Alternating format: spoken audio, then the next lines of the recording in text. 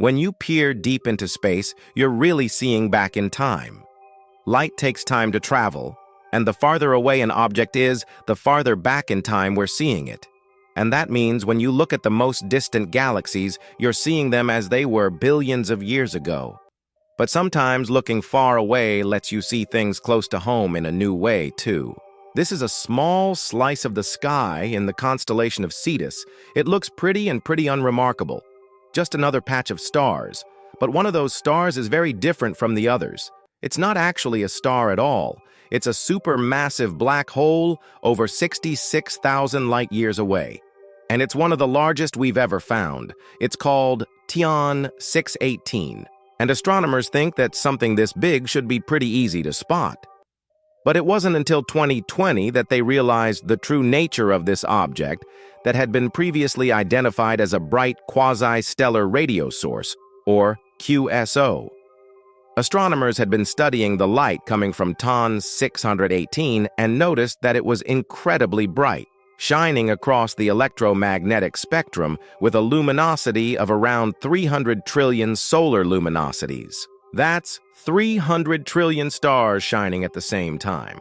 But all that light wasn't coming from the black hole itself.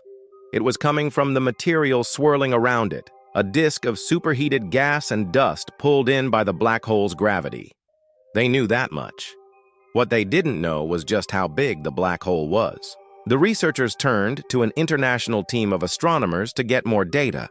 Using a technique called Very Long Baseline Interferometry, or VLBI, which combines data from multiple telescopes around the world to create a telescope the size of the Earth, they were able to measure the size of the part of the QSO that emits radio waves. It was around 1,700 astronomical units across, where 1 astronomical unit is the average distance between the Earth and the Sun. That's huge. But that measurement alone doesn't tell us much, so they needed to estimate the distance to the object. And that's when things got really interesting.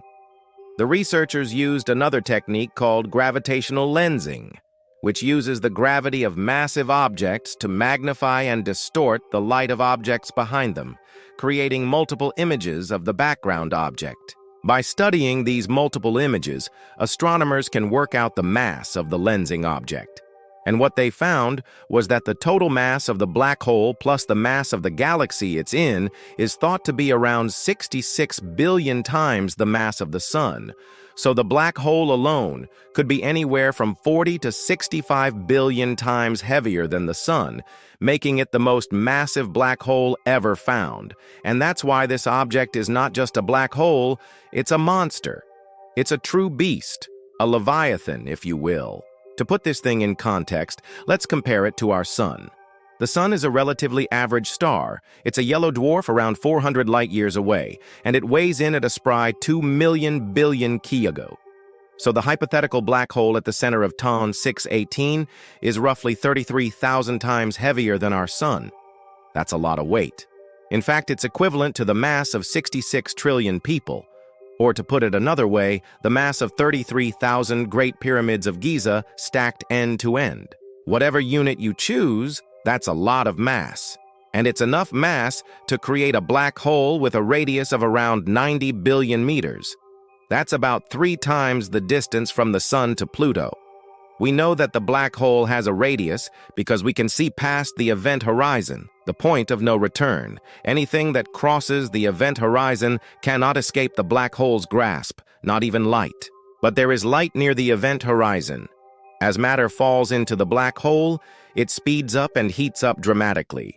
This creates a bright, hot disk of material called the accretion disk.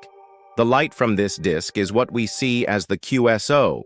We also know that the black hole has a mass because we can observe the motion of stars near it. The stars orbit around the black hole and their speed tells us how massive it is. If the stars are going around fast, then the black hole must be massive. Now, before we go any further, it's important to say that while we're pretty sure there's a supermassive black hole at the center of Tian 618, we haven't actually seen it.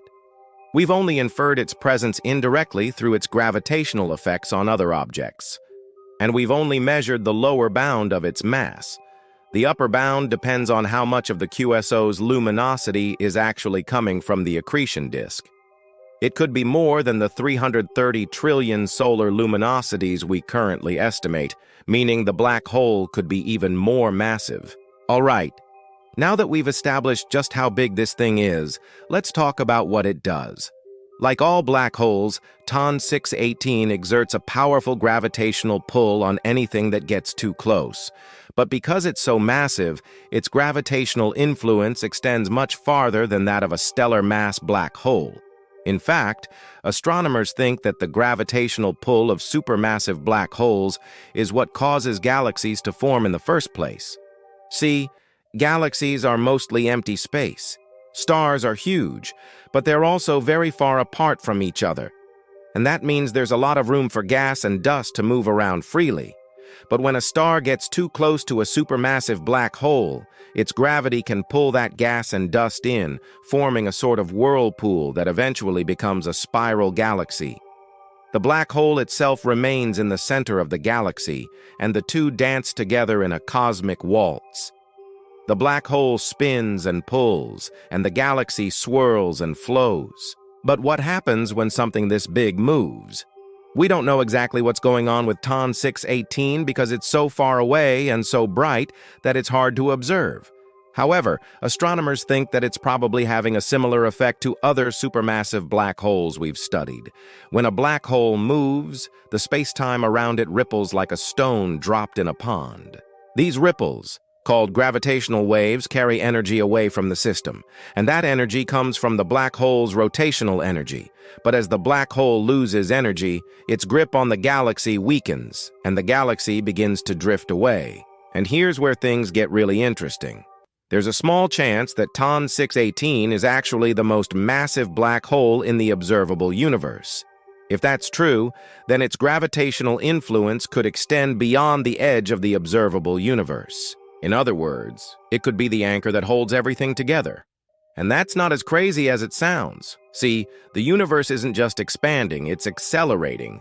Things are moving away from each other faster and faster, and that means that over time, the observable universe will become smaller and smaller until everything is inside of it.